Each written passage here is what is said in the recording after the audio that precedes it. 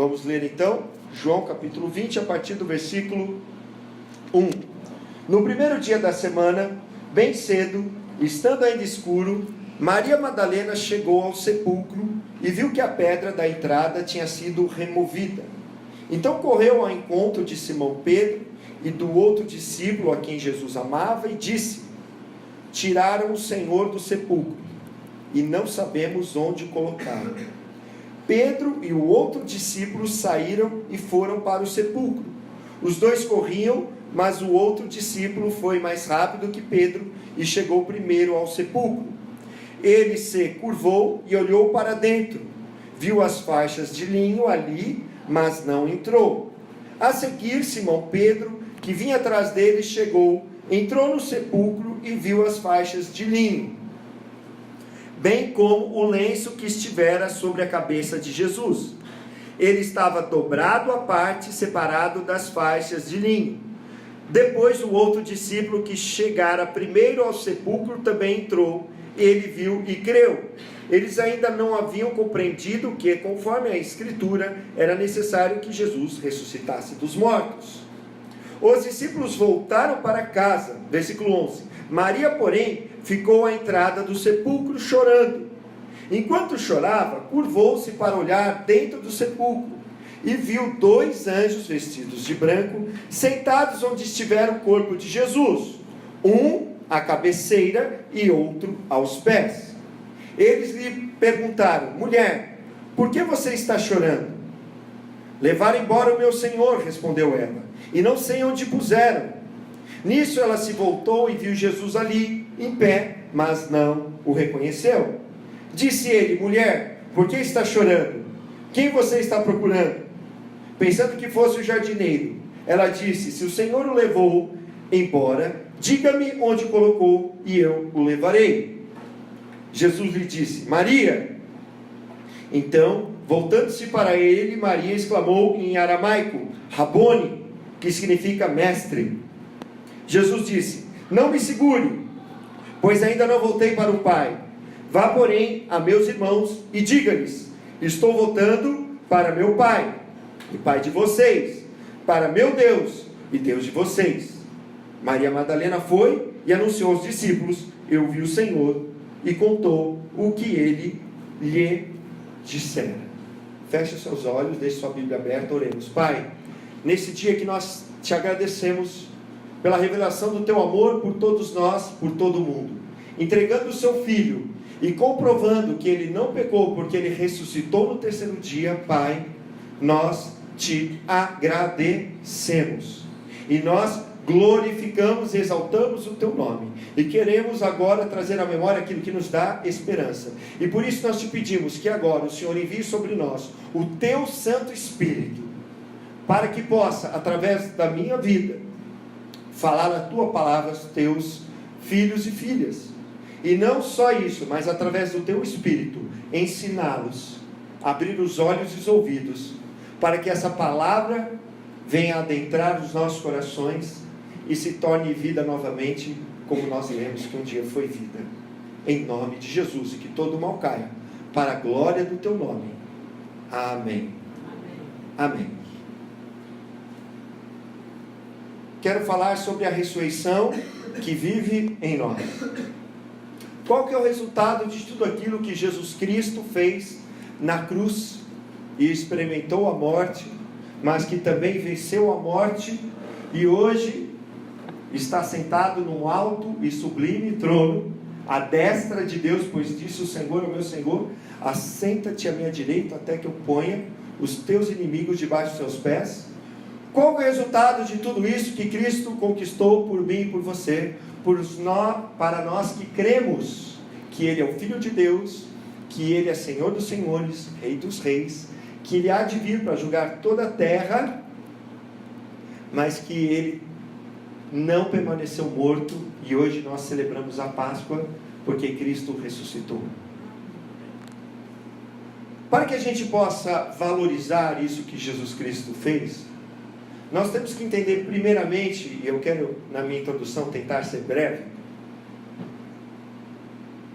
entender o quão foi humanamente difícil para Jesus aceitar a morte de cruz.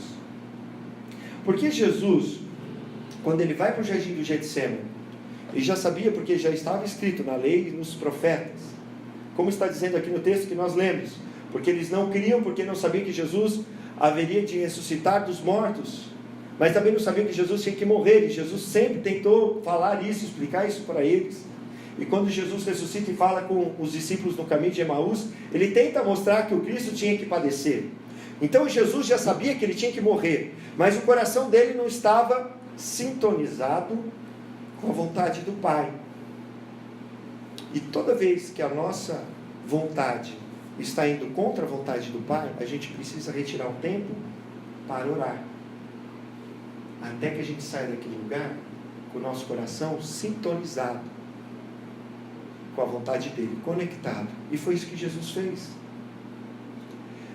Mas eu quero dizer que foi um ato de extrema confiança. Por quê? Porque Jesus, além de se tornar carne, e a Bíblia diz que quando ele se tornou carne, ele se esvaziou de Deus, ele abriu mão da sua divindade.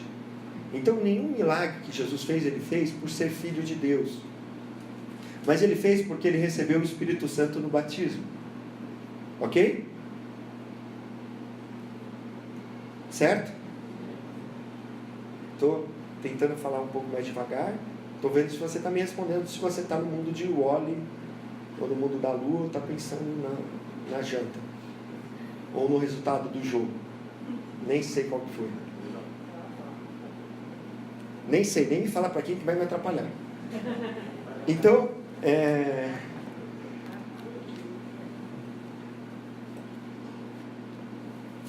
Jesus, ele não só se esvaziou e se tornou humano, como eu e como você, sujeito às mesmas tentações. Em tudo ele foi tentado, mas nada, ele caiu, nada, ele pecou, ok?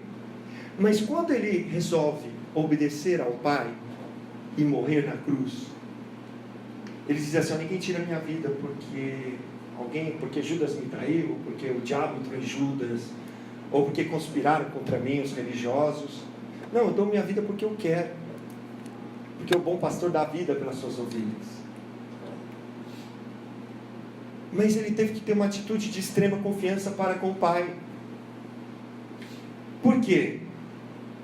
Porque quando ele morresse, no momento que ele morresse na cruz por mim e por você, ele iria permanecer morto até que o Pai desse a ordem.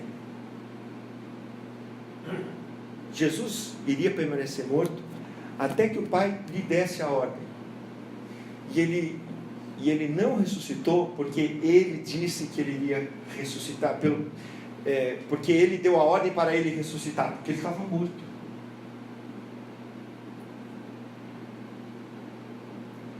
Mas ele ressuscitou porque ele conhecia a palavra de Deus. E toda vez que Deus nos dá uma promessa, ele é fiel para cumprir. Amém. Ele começa a obra, ele termina a obra. Então o que nós temos que permanecer? Firmes na fé. Então Jesus permaneceu firme na fé. Tentaram matar ele quando ele era criança, perseguiram ele e tudo e tal, e depois aí ele foi batizado com o Espírito Santo, fez toda a obra e tal, e aí teve um momento que ele teve que se entregar e morrer por nós na cruz. Ele fez, ele padeceu, ele foi escarnecido, zombado, cuspido, bateram nele, chicotearam ele, arrancaram partes do corpo, deixaram ele, alguns estudiosos dizem, já disse aqui, nu na cruz, exposto à ignomínia, que significa vergonha extrema. Mas além de tudo, ele disse assim, as últimas duas frases de Jesus na cruz: Pai, nas tuas mãos entrego o meu espírito, está consumado. Naquele momento, imagine só, o Deus Filho teve que confiar plenamente em Deus Pai. E assim como um dia ele nasceu de uma virgem, Jesus nasceu da virgem, sim ou não? Sim, porque já estava escrito lá em Isaías 9, versículos 6 e 7, eis que um filho se nos deu, um menino nos nasceu, e o seu nome será Maravilhoso Conselheiro, Pai da Eternidade, Deus Forte, Príncipe da Paz, e o governo estará sobre os seus ombros. Amém? Amém.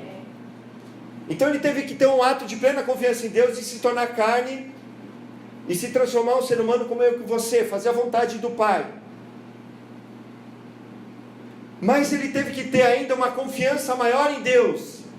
E toda vez que a gente ouve confiança, principalmente no Antigo Testamento, que não tem muitas vezes a palavra fé, mas a palavra fé no Antigo Testamento, que é emuná, no hebraico, muitas das vezes é traduzida como confiança. Ele teve que ter extrema confiança no Pai, porque ele entregou a vida dele ao Pai quando ele morreu. O espírito, a alma dele entregou ao Pai. E ele mesmo não podia o ressuscitar. Assim como ele nasceu de uma virgem, no momento em que ele morreu, ele teria que nascer de novo. Ele teria que confiar na graça de Deus, na palavra de Deus, para que ele nascesse de novo. Como se ele ressuscitou que ia nascer de novo?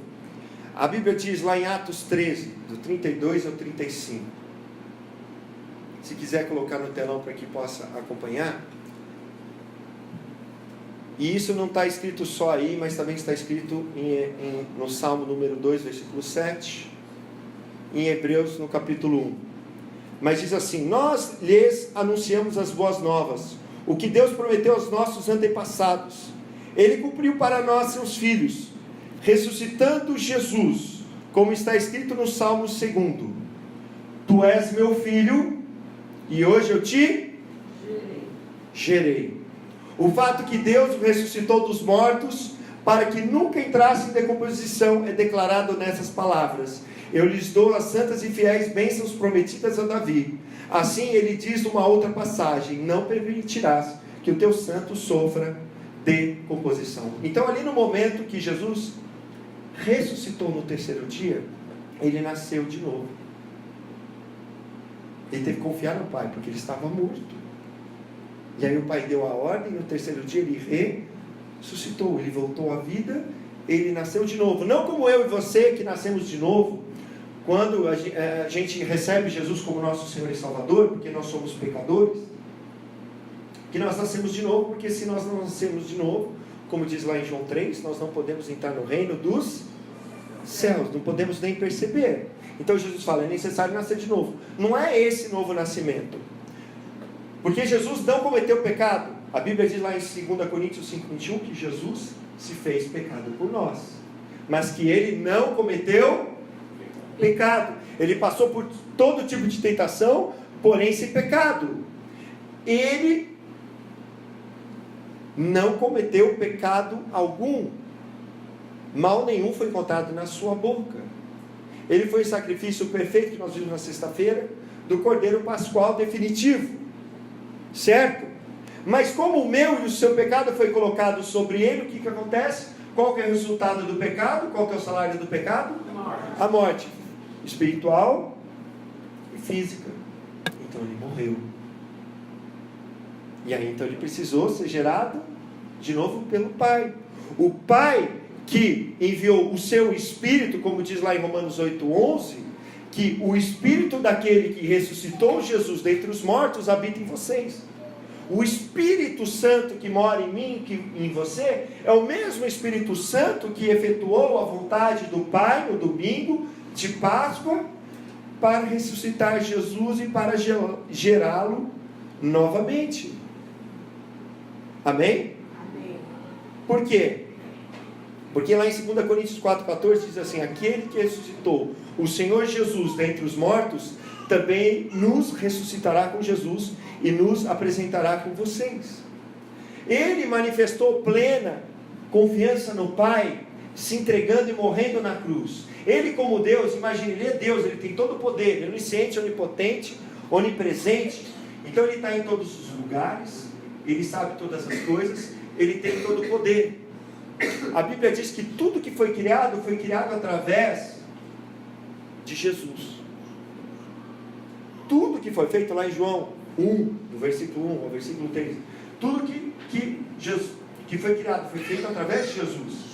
E olha só, ele teve que confiar plenamente no Pai, porque ele tinha que pagar o preço do meu e do seu pecado. Jesus não morreu porque Judas o traiu, porque o diabo entrou em Judas. Jesus não morreu porque Pilatos o condenou, ou porque a multidão gritou crucifício, mas ele morreu por causa do meu e do seu pecado. Amém? Amém. Mas como ele não tinha pecado, então Deus o mandou e ele ressuscitou. Então para quê? Para que a gente possa ressuscitar também. A ressurreição não é apenas para nós crermos. Nós temos que crer. Mas crer não é só acreditar. Crer é vivenciar. Crer é manifestar. É a mesma coisa que Jesus fala: tá bom, Pai, eu acredito em Ti, mas não vou morrer. Então, na verdade, não está crendo, porque a Bíblia diz que até os demônios creem e tremem. Isso é uma fé apenas de saber que Jesus é Deus, que Jesus é Filho de Deus, porque os demônios também confessavam Jesus. Eles falavam: ó, Tu és o Filho de Deus, Tu és o Filho do Deus Altíssimo. Mas eles são salvos por causa disso? Não. Então eu e você, preste atenção, se eu e você sou salvo, lembra aquele comercial que eu viro e mexe, eu falo aqui? Se você não lembra, então entra no YouTube e procura. E vocês me ajudam, porque eu sempre falo errado. Tostines é bom. Tostines vende mais porque é fresquinho. Ou é fresquinho porque vende mais. Muito obrigado. Se eu creio, eu tenho que manifestar Jesus na minha vida diária. Eu tenho que manifestar a ressurreição dele, porque a Bíblia diz que hoje estou assentado com Cristo nas regiões celestiais. E se eu levo a minha cruz, me nego todo dia, eu também morri para o pecado e agora vivo para Deus, porque eu também com ele eu morri para o meu pecado, mas com ele também eu ressurgi para uma nova vida. Porque aquele que está em Cristo, nova criatura é, as coisas velhas se passaram.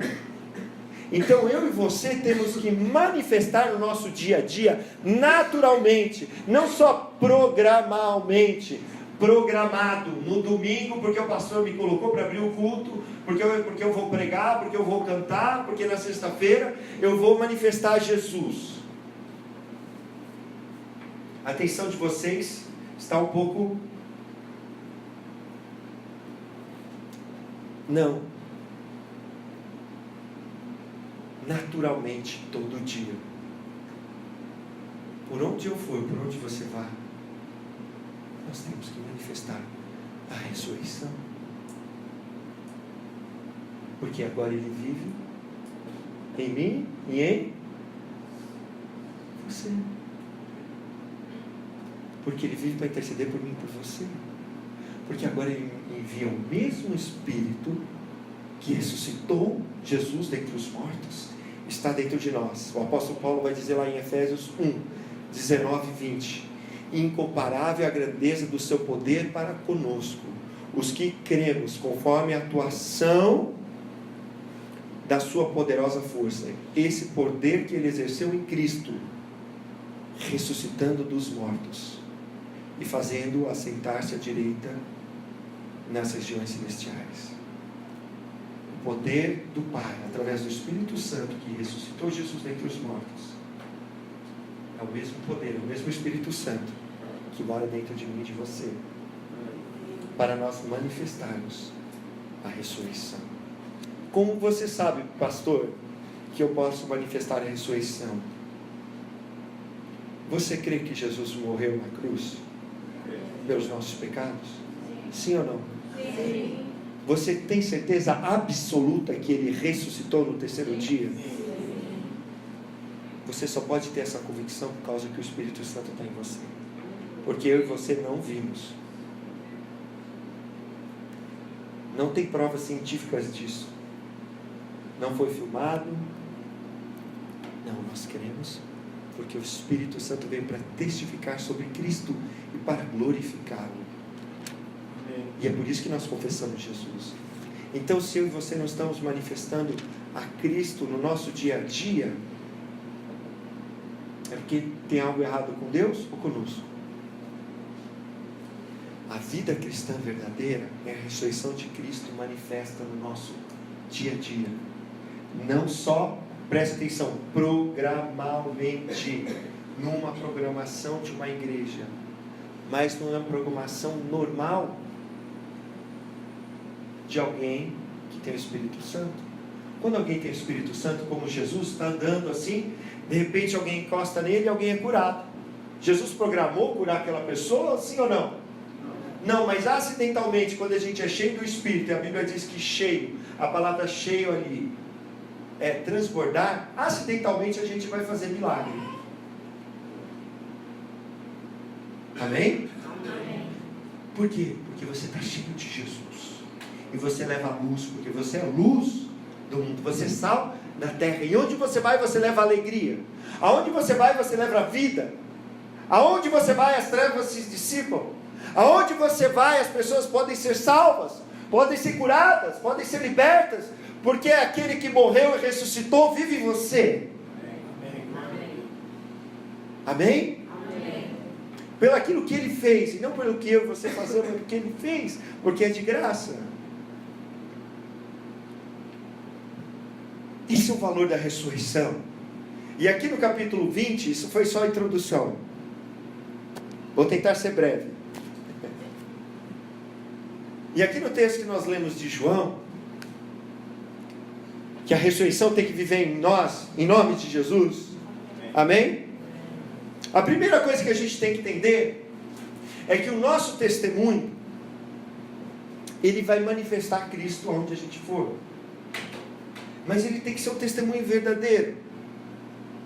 Tem que ser um testemunho cheio do Espírito.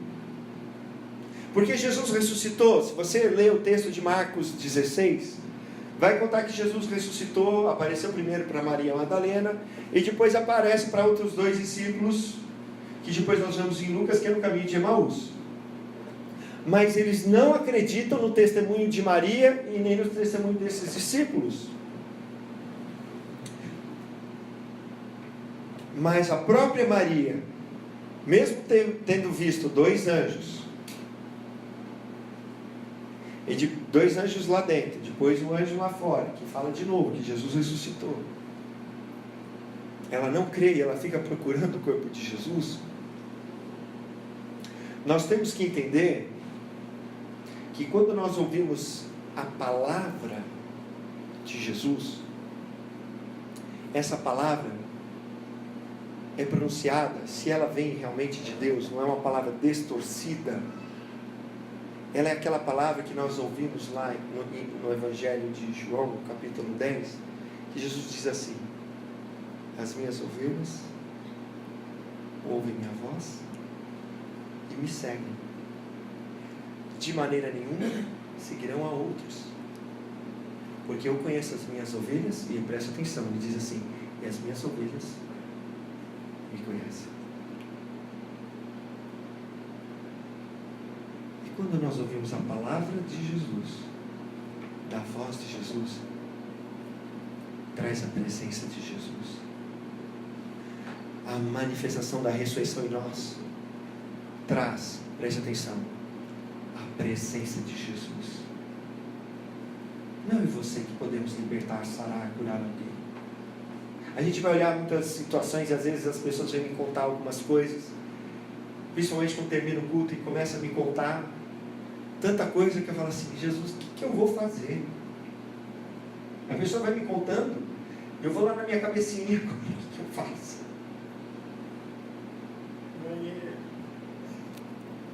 Socorro. Vou ligar para o bispo.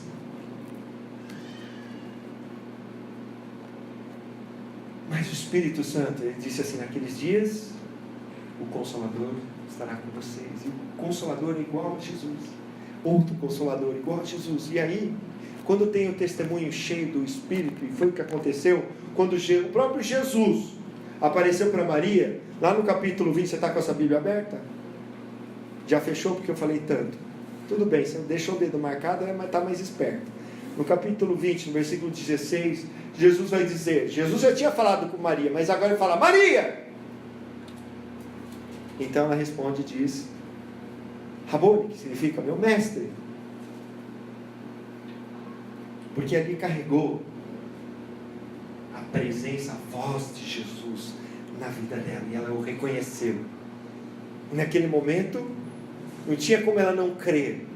E quando eu e você compartilhamos, cheio do Espírito Santo, cheio da palavra de Deus, a gente fala a palavra de Deus para uma pessoa e dá o nosso testemunho, a pessoa crê, ela pode crer que Jesus ressuscitou, não por causa da minha palavra ou da sua, mas é que o Espírito Santo que nos convenceu e que testificou, vai testificar para ela, e ela pode crer, porque a ressurreição vive em mim e vive em você. Mas quando nós compartilhamos dessa ressurreição, porque olha só, lá no capítulo 10 de Romanos, quando tem aquela famosa frase, olha, se confessar com a boca e crer com o coração, será salvo, né? Mas depois ele continua, o apóstolo Paulo diz assim, como que eles vão crer se eles não ouvirem? Como que alguém pode crer em Jesus se a pessoa não ouvir? Eu conversei com um pai de uma amiguinha e de um amiguinho da minha filha que tem 4 anos, a Vitória, e ele é chinês, e só ele que fala mais ou menos o português. Eu vou falando com ele, estou tentando falar mais devagar, e eu pergunto, você está entendendo? Ele fala alguma coisa, mas ele fala o português, ele tem um sotaque bom. E aí, conversa vai, conversa vem. Falei, você conhece o que é pastor, o que é padre, o que é igreja? Não sabe. O que é Jesus? Sabe alguma coisa. Como que ele vai poder crer se lá na China não pode falar de Jesus e eles matam os cristãos? Mas tem uma igreja que cresce, porque mesmo assim tem uma igreja que fala de Jesus. Se eu não me engano, já são 100 milhões de cristãos lá na China. Então já tem mais do que no Brasil. Só que tudo escondido. Se alguém não for enviado, se alguém não falar, dá para querer sem ninguém falar? Não. Então, nós temos que compartilhar o testemunho, porque a ressurreição vive em mim e em você. Senão é uma ressurreição só religiosa. Mas quando nós compartilhamos desse testemunho, cheio da voz de Jesus, da presença de Jesus, do Espírito Santo, nós também apresentamos para a pessoa outra coisa. Vamos ler aqui em João, versículos 11 e 12. Estou tentando ir devagar, pausadamente. Maria, porém, ficou à entrada do sepulcro chorando. Enquanto chorava, curvou-se para olhar para dentro do sepulcro. E viu 2 anjos vestidos de branco, sentados onde estivera o corpo de Jesus. Preste atenção agora. Um à cabeceira e outro aos pés. No Antigo Testamento, da mesma forma que Deus, Ele anda hoje conosco, mas não anda em templos ou no tabernáculo, Ele mora dentro de nós e não dentro dos santuários. Deus não mora dentro desse prédio, mas mora dentro de mim e de você, porque nós somos santuário de Deus, amém? Amém. Por isso nós temos que santificar o santuário, amém? Amém.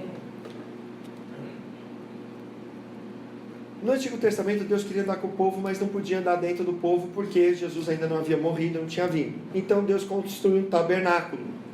E dentro desse tabernáculo tinha a Arca da Aliança. Alguém já ouviu falar da Arca da Aliança? Quem nunca ouviu falar da Arca da Aliança? Levanta a mão. Pode ser sincero. Todo mundo já ouviu falar?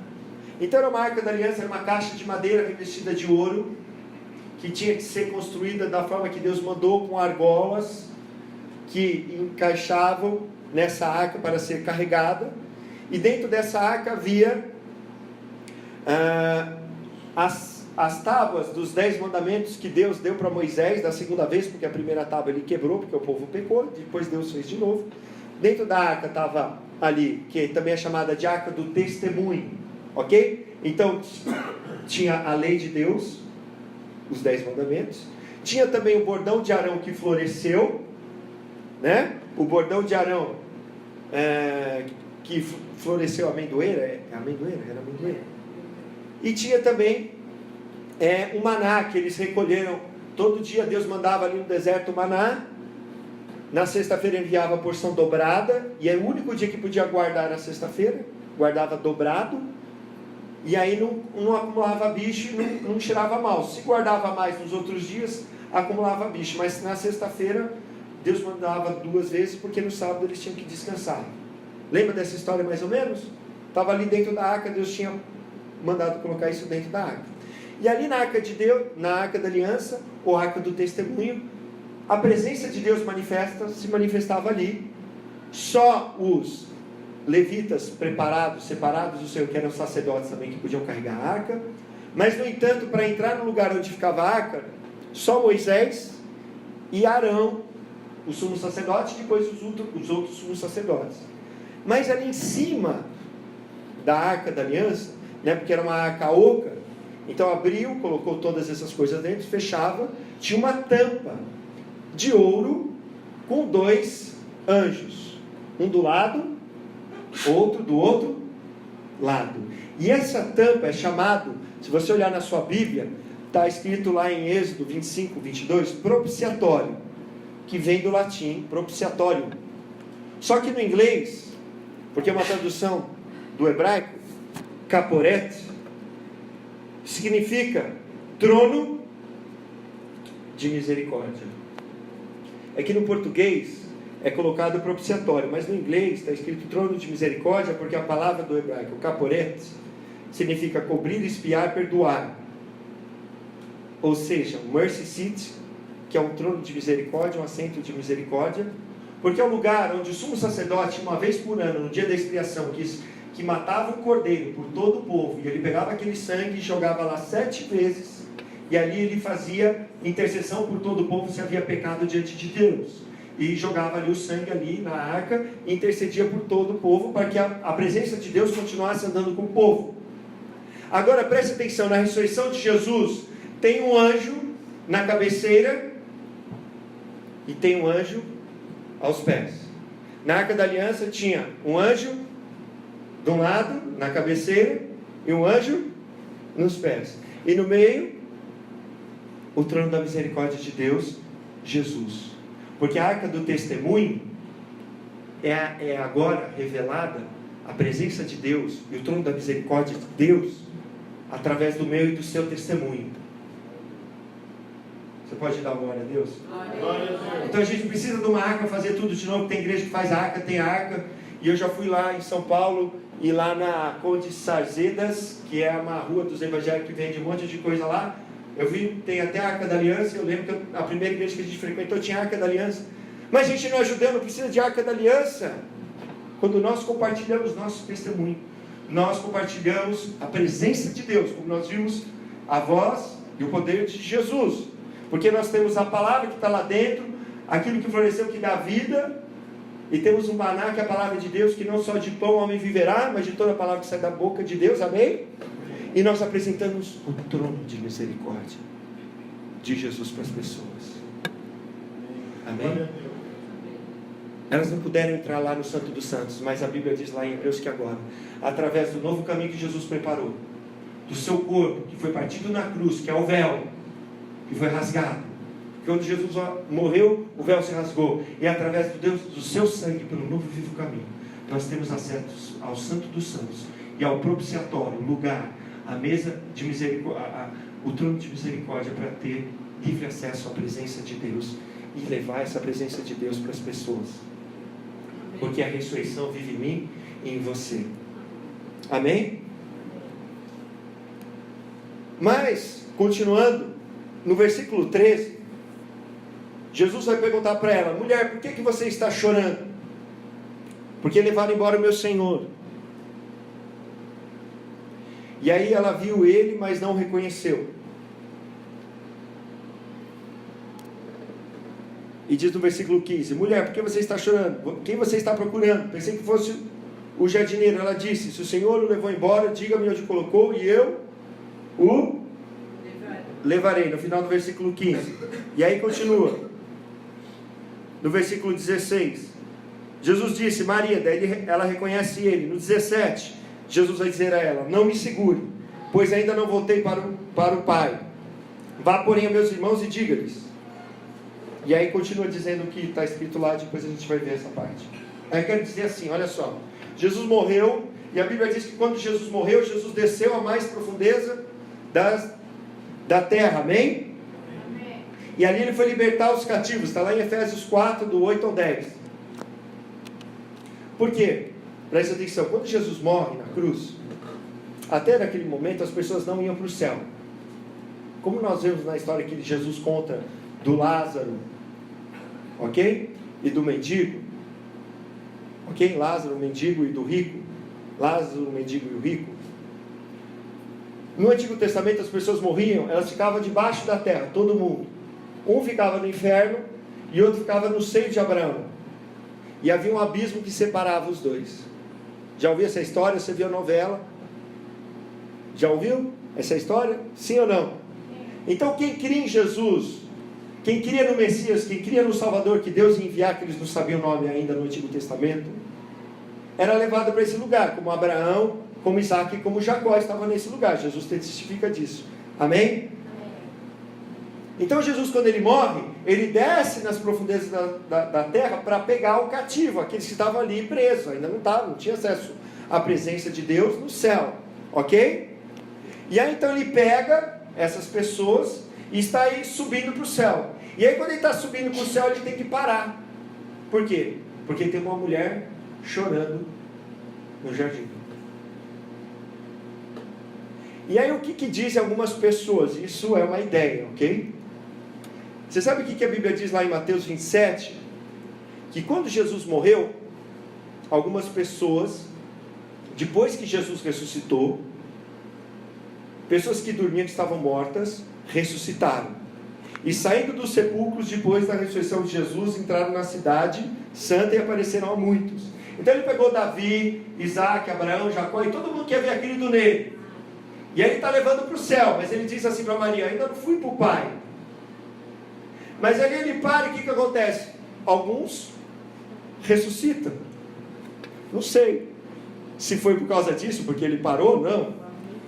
Alguns falam que pode ter sido por isso, ou só para manifestar a ressurreição de Jesus, porque esses que ressuscitaram depois morreram, claro, como todos nós vamos passar pela primeira morte, amém? A não ser que Jesus venha antes, certo? Mas ele é parado por causa de uma mulher que chama a atenção dele, ok? E ali, o que isso nos revela? Que quando a gente compartilha o testemunho de Jesus na presença dele, até os mortos podem ressuscitar. E os sinais acontecem. E extraordinários que a gente não pode nem entender. Amém? E por último, vamos lá em João 20. Continuando em João 20, no versículo 14.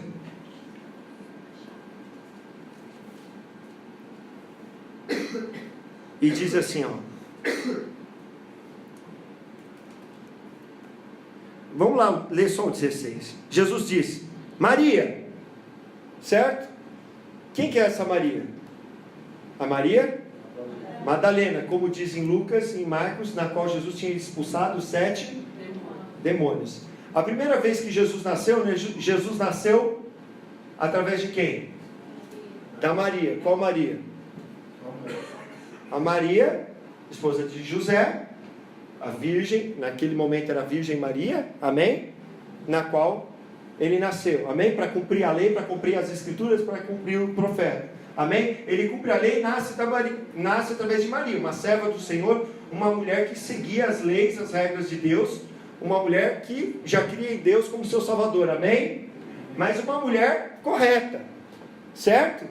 Mas agora Jesus nasce de novo, porque Deus o ressuscitou, amém, dos mortos, e agora ele aparece de novo para uma Maria, mas aparece para uma Maria na qual tinha passado por um processo de libertação e que já tinha tido 7 demônios, para mostrar para mim e para você que agora nós passamos do tempo da lei e estamos no tempo da graça de Deus, da dispensação da graça, porque ele ressuscita para uma Maria, mas agora uma Maria na qual ele quer mostrar para nós que agora é o tempo da misericórdia. Uma Maria da qual, puxa, Jesus fez ressuscitar bem para Maria Madalena, na qual dizem que era uma prostituta, não dá para saber se ela era ou não.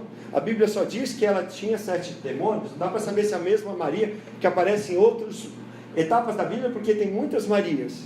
Mas tudo isso mostra para mim e para você, para completar o quê? No versículo 17, que ele vai dizer para Maria: olha, Maria, lá no final 17, estou voltando para o meu Pai e Pai de vocês, para o meu Deus e Deus de vocês.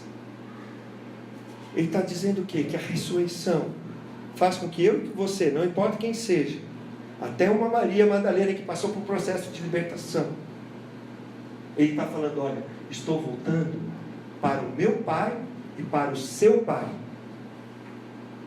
para o meu Deus e para o seu Deus. Porque compartilhar a ressurreição é compartilhar o Pai, o nosso Pai, o nosso Deus. Jesus não falou o meu Deus e o meu Pai, ele falou o nosso, né? O nosso Pai, o nosso Deus. Porque se é o meu e o seu, quer dizer que é nosso, certo? E é isso, ele está compartilhando tudo, o mais importante, o Pai. Então vá para os nossos, para os meus irmãos. Olha só, ele não chama do que? De irmãos. Porque é o primogênito de muitos irmãos. Então ele está nos colocando como filhos de Deus. E é isso que a ressurreição é para mim e para você. Para terminar, em Apocalipse 1, no versículo 3, diz assim: depois do seu sofrimento, Jesus apresentou-se a eles e deu-lhes muitas provas indiscutíveis de que estava vivo. Apareceu-lhes por um período de 40 dias, falando acerca do reino de Deus. Quando nós compartilhamos Jesus e a ressurreição vive em nós, vão acontecer provas irrefutáveis em algumas traduções, ou indiscutíveis, que Jesus ressuscitou. Como contava um evangelista chamado T.L. Osborne, que ele começou a pregar para multidões até de 500 mil pessoas em lugares abertos. Ele foi uma pessoa que foi proeminente na nossa... depois dos apóstolos, depois do apóstolo Paulo, de pregar em áreas abertas para muitas pessoas. Em alguns lugares que ele ia, em alguns lugares que criam só no budismo, Jesus aparecia. O próprio Jesus aparecia tangivelmente para as pessoas das aldeias, dos lugares que ele ia. E quando a gente está cheio do Espírito Santo, quando a gente compartilha, porque a ressurreição vive em mim e em você, Jesus vai fazer provas indiscutíveis. Quando a gente ora por alguém, alguém é curado, é a prova da ressurreição. Quando a gente ora por alguém e é liberto, é prova da ressurreição. Quando alguém ouve a mensagem, o maior milagre de todos, e crê, entrega a sua vida para Jesus, é o maior milagre, ela nasce de novo, se torna filho de Deus, é a prova da ressurreição. Quando a pessoa se arrepende, quando ela se constrange, quando eu e você compartilhamos do amor para alguém que não merece, que só nos faz o mal, prova da ressurreição. E não só porque nós vemos aqui no domingo e temos uma confissão religiosa. Por isso, como discípulos cristãos, crentes, é necessário demonstrar continuamente a ressurreição de Jesus, que Ele vive. E se nós temos a revelação pessoal, como Maria teve, e falou: Rabon, meu mestre, nós vamos revelar Jesus na nossa vida, a glória que Ele revelou para nós, a glória de Jesus para as outras pessoas. Amém? Amém. E aí, o trono da misericórdia de Deus, o tempo da misericórdia de Deus vai chegar para aquela pessoa que tanto precisa. Em nome de Jesus. Amém. Eu quero orar com você e por você. Quero orar aquilo que o Senhor tem me mandado. E quando eu faço um apelo aqui, eu não faço apelo, eu não quero constranger de nenhuma forma os nossos visitantes ou qualquer pessoa aqui, mas quando eu faço um apelo aqui na frente, não é apelação, mas é algo que às vezes o Espírito Santo fala: ó, vai vir um, vai vir dois, às vezes Deus me revela quem é que tem que vir. E aí então eu fico segurando o apelo até que as pessoas respondam. Mas eu quero convidar para você não vir hoje aqui na frente, mas se você quiser se prostrar aí no seu lugar, pedir para que o Senhor venha ressuscitar a ressurreição no seu coração. Porque se nós não temos feito nada, não temos compartilhado em momento algum, será que Ele ainda vive em nós? Então eu quero convidar você, se você quiser se prostrar no seu lugar, fala com o Pai, fala: Pai, eu quero que a ressurreição viva em mim, por onde eu for, e depois eu vou orar por você.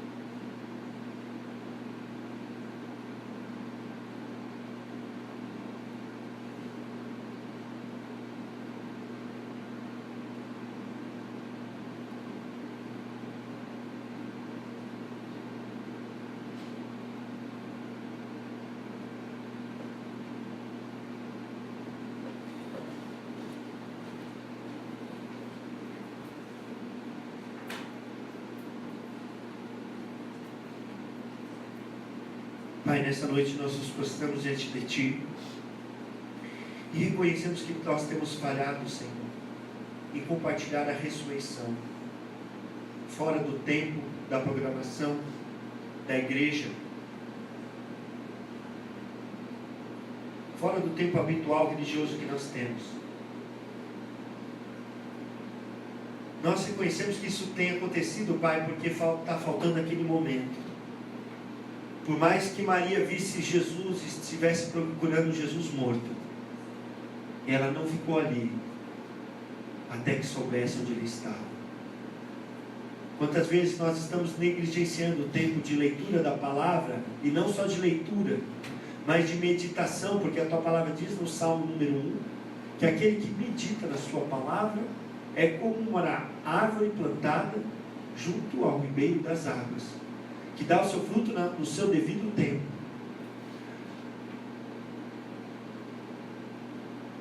Portanto, Senhor, nos perdoe, porque nós não temos priorizado isso nas nossas vidas, e o tempo de oração. Quem subirá ao monte do Senhor, que tem mãos limpas e coração puro, ali ela estava, porque ela havia sido liberta por Ti, e ela não desistiu e fez com que o Senhor parasse no que o Senhor estava fazendo, para ir até uma adoradora que o buscava em espírito e em verdade. Por mais que ela visse um Jesus morto, ela fez tudo para estar ali contigo.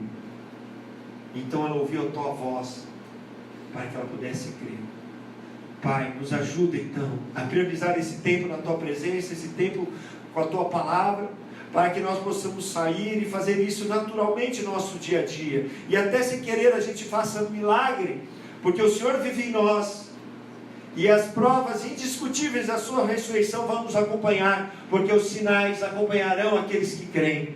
Em nome de Jesus, nessa noite, que toda religiosidade falsa, que todo mal, que tudo aquilo que disseram contra nós, e que tem nos cegado, e tem nos apagado o fogo da confiança que nós temos na Sua morte na cruz e na Sua ressurreição, possa cair das nossas vidas e possa nos fazer crer no Senhor de todo o coração, e o Senhor possa nos encher novamente do Teu Espírito, Pai. Que não seja uma palavra apenas para entreter, para nós dizermos: ó, que bom, que legal, mas seja uma palavra para ser um divisor de águas, a começar da minha vida e da vida de cada um de nós, para que nós possamos ir e possamos dizer como Paulo: não mais eu vivo, mas Cristo vive em mim. A ressurreição vive em mim. Em nome de Jesus. Amém.